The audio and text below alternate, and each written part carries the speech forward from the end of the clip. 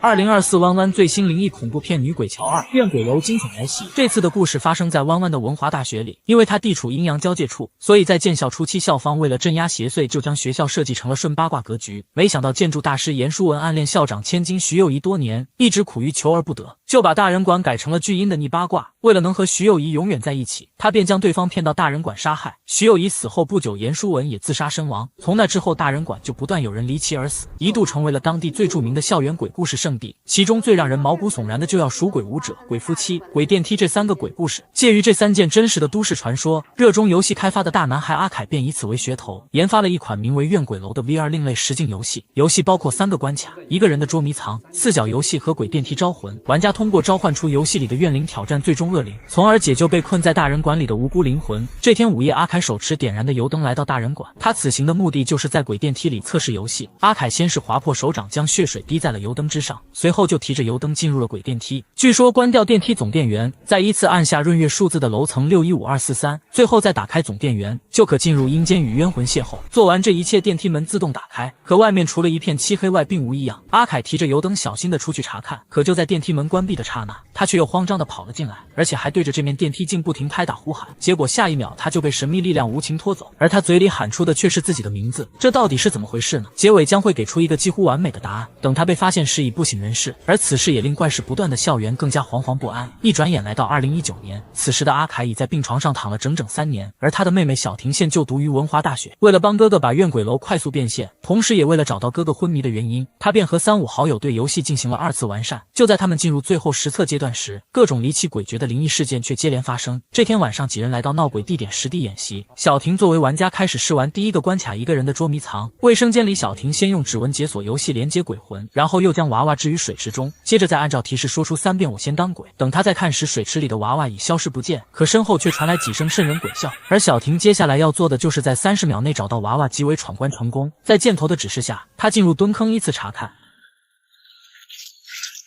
一番寻找无果后，他又按照提示向着外面走去，可身后的房门却无人自开，这到底是怎么回事呢？后面将会完美的解释这一点，请大家细心观看。此时小婷已来到了满是人体模特的舞蹈室，而这就是经常有鬼舞者出没的地方。可地方这么大，又该怎样快速找到呢？这时监控室里的好友提醒他跟着手机上油灯的火苗方向寻找，按照提示，小婷很快就找到了娃娃。这时第2个任务也显示了出来，这次是玩家当人30秒内不被鬼魂找到即为获胜。一番紧张刺激的东躲西藏后，小婷也终于挑战成功，就此第1关卡的测试也完美收工。就在他心情大好的准备离开时，怪事却再次发生。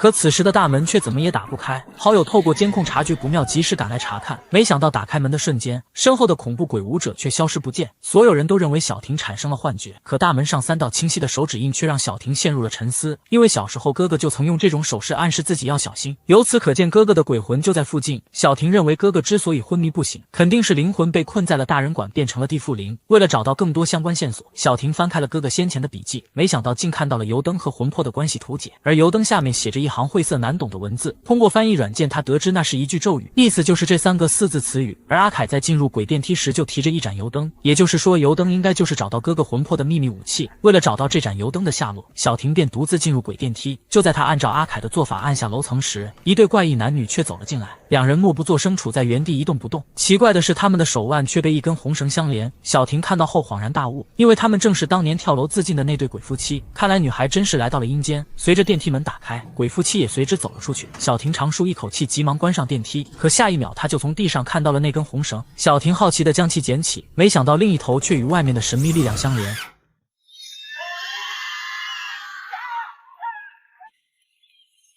女孩被吓尿落荒而逃，正好与巡逻的保安迎面相撞。她慌张地指向身后的鬼夫妻，可那里却连个鬼影都没有。事后小婷也将自己来这里寻找油灯拯救哥哥的想法说了出来，可对方作为保安也是无能为力，只得将其驱逐出大人馆大门。原来这个保安竟是个怪咖，看着放在门口的快餐却一步也不敢向前，原来他也是个被女鬼盯上的胆小鬼。小婷看到他的怪异行为后，便将快餐取回来交给了他，还趁机再次打听起了油灯的下落。而保安作为回报，便将之前捡到的那盏油灯归还给了他。看着女孩孩端详时的小模样，保安误以为是死去的女友，就慷慨地抱了上去。而这一幕正好被小婷的男友看到，小健拳头一挥，直接就将保安撂倒在地。保安无奈地回到寝室疗伤，没想到房间里灯光却忽明忽暗，同时房门也诡异地自行打开。他小心地走上前查看，突然一个鬼影从身后一闪而过，下一秒鬼影就直扑而来。保安被吓坏，慌不择路地向外跑去。原来这竟是小婷男友的报复行为，这样会不会太过分啊？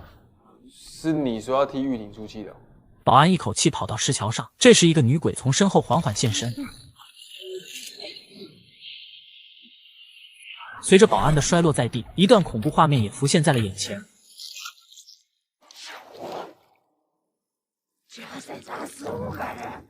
保安为了不被蛊惑，拿起匕首刺向自己，可刀尖近在咫尺，却无法靠近身体。原来是女鬼在身后作怪，她强行控制着保安丢掉匕首。可此时的保安只想一死。就在他与恶势力做对抗时，小婷及时赶来，并一脚将匕首踢飞，这才将保安成功带回了现实。原来当年他和女友及女友的闺蜜在东湖大学的女鬼桥闲逛时，不慎触犯禁忌，遭遇了女鬼诅咒，2位女同志因此当场殒命，只有保安成了唯一的幸存者。但女鬼并不想放过他，威胁他再杀5个人方可活命。可保安心生愧疚，并不想乱杀无辜，于是整日活在自责和恐惧中。友情提示：女鬼桥的2部高清资源已上传，请私信或进粉丝群免费领取。为了彻底摆脱女鬼纠缠，保安来到了大人馆，做起了看门守卫。本以为这里是风水宝地，怨鬼无法进入，不晓得却卷入到了另一个闹鬼深渊。这时好友正好打来电话，他们本打算今晚在图书馆测试游戏的第2关卡，但是刚才的无理闹剧惹怒了保安，担心对方不允许在此测试，为了游戏能顺利进行，这些人便找到保安当面道歉。好在保安是个通情达理之人，并没有斤斤计较其中得失。这时小哥哥突然注意到小婷手中的油灯，小婷表示这是哥哥阿凯遇难当晚所拿的油灯，具有镇煞驱鬼和为灵魂引路的特效。随后他就将拍到3道抓痕的照片拿了出来。小婷说在测试游戏第1关卡的那晚，哥哥阿凯的灵魂就在场，所以看到自己被恶鬼追击时才会用这个抓痕暗示自己要小心。小婷认为哥哥的肉身虽然在病床上，但灵魂却被永远困在了大人馆，无法回来，所以现在他要带着这盏引路油灯进入游戏去解救哥哥的灵魂。长发女听到虚拟游戏变成了真人，真是害怕不已，于是他就决定退出游戏，转战幕后工作。可是4角游戏需要4人分别对应房间的4个角落，为了游戏正常进行，他们只得将长发女的戏份交由保安来出演。虽然对方略显无奈，但还是硬着头皮答应了下来。长发女和小哥来到幕后实时监控，小婷、小健、保安、短发女4人则带上各自设备来到了既定地点，4人将摄像头安装在图书馆的各个角落。一切准备就绪后，4角游戏也正式开始。4人分别面对墙壁站于4个角落，每个人依次向前移动到下一个角落，拍肩膀说名字，只要走完全程就可召唤出游戏里的恶灵，完事后再将其打败即为闯关成功。然而当游戏进行到一半时，长发女却从监控里看到小婷身后有人影闪过，小婷收到提示向后看去，却空无一人，她以为队友发生了意外，就四处寻找，而其他队友发现小婷正在瞎走位，也相继离开各自地盘。长发女发现4角处于无人状态，一阵纳闷，结果却发现其中一个监控正向着他们慢慢靠近，还好2人及时关上了房门。可这时小哥哥却突然收到一个未知来电，没想到接通后显示的却是他们的第一视角，2人瑟瑟地举起查看。另一边正在寻找小婷的小健突然与小婷相撞，小健关心的不停问候，可对方就是一个字也不说。这时身后却传来小婷的声音，那么小健怀里的人又是谁呢？他透出惨白双眼询问徐幼仪在哪里，而徐幼仪就是当年被建筑大师严书文杀害的校长千金。小健被这一幕吓得瘫倒在地，随后那只恶鬼就消失在了黑暗之中。等2人缓过神来时，一股黑烟又从眼前扩散开来，原来是刚才的恶灵现出了真身。2人见状拔腿就跑，可小婷却不慎摔倒在地，将油灯甩飞数米，结果刚起身就看到了惊恐一幕。小婷试图用油灯驱赶恶灵，没想到反被恶灵控制在半空，无法动弹。这时保安和短发女也赶了过来，看到骇人一幕，2人处在原地不知所措。恶灵担心他们捣乱，便用意念将他们打倒在地。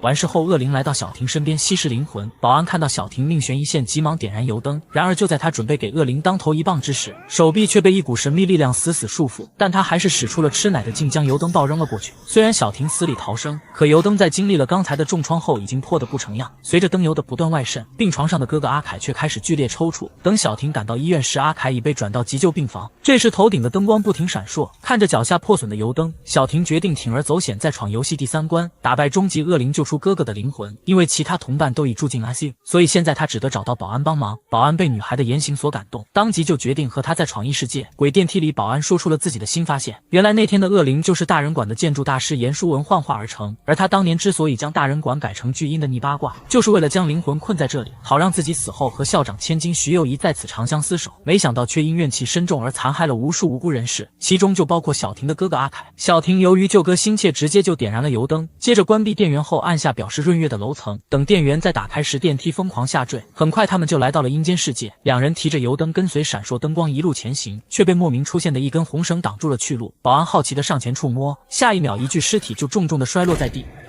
奇怪的是，尸体却挣扎着再次爬起，两人见状拔腿就跑，在转头时身后却出现了之前的场景。慌乱中他们逃到了一个女厕隔间，这时厕所门突然打开，原来是第一天测试游戏的小婷，但她根本感受不到两人的存在。等对方离开后，两人也跟了出去。保安本想继续跟踪之前的小婷，可现在的小婷心里只有哥哥。他们循着闪烁灯光一路来到了保安的住所，由于油灯破损严重，灯油也所剩不多。此时阿凯无力地蜷缩在角落，就在小婷搀扶着哥哥离开时，房门却被一只鬼手突然关闭。与此同时，阿凯也被无数鬼手死死控制。保安见状急忙提起油灯驱赶，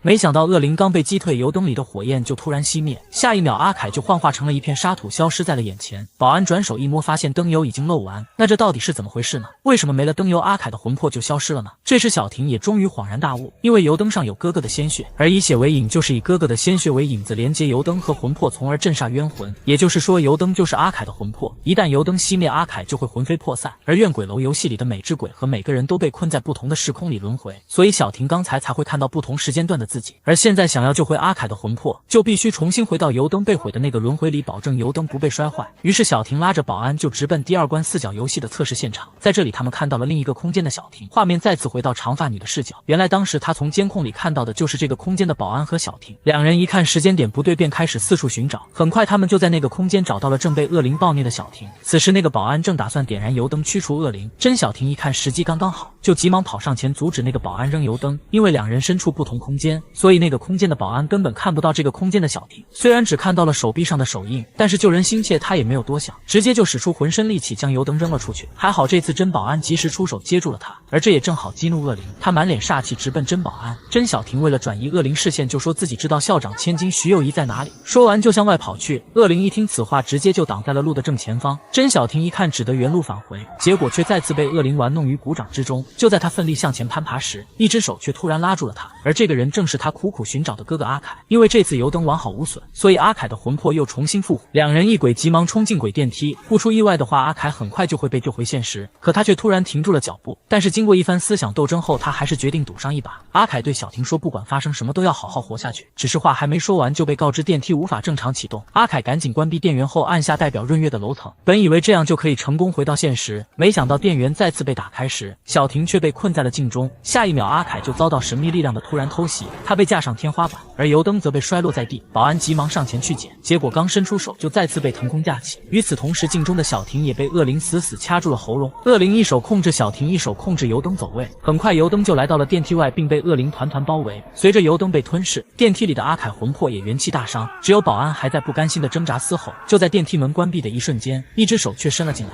而他就是电影开始进入鬼电梯的真人阿凯。因为怨鬼楼游戏里的每只鬼和每个人都被困在不同的时空里轮回，而此时的真人阿凯正在轮回里无限循环。由于他的闯入，被恶灵控制的两人一鬼才得以喘息。真人阿凯看着眼前的自己，一脸懵逼。由此可见，他们现在都处于同一个时空。镜中的小婷看到哥哥疯狂呼喊，阿凯本能的做出回应。此时那个恶灵也率领着一群小鬼追了过来，阿凯被控制的无法动弹。保安看到油灯掉地，伸手去捡，结果直接被恶灵撞晕了过去。此时阿凯也恢复了行动能力，他试图上前捡起油灯，没想到却被恶灵拉出了电梯。真人阿凯不停呼喊，让昏迷的自己快点醒来。只可惜话还没说完，自己就被无情拖走。原来电影开始，阿凯进入鬼电梯时就看到了小婷、保安和自己，所以他才会对着镜子不停叫喊，然后又不停喊自己的名字。这也正好和无限循环的轮回形成完美闭合，所以阿凯魂魄在进入鬼电梯时才会犹豫，因为他担心自己再次陷入无限轮回。还好关键时刻昏迷的阿凯灵魂被唤醒，他捡起油灯，一脸从容地看向了被困在镜中的小婷。阿凯知道想要救出妹妹就必须舍身驱邪，可小婷并不想哥哥就此消亡，他一个劲地摇头示意，可阿凯还是毅然决然地冲出了电梯。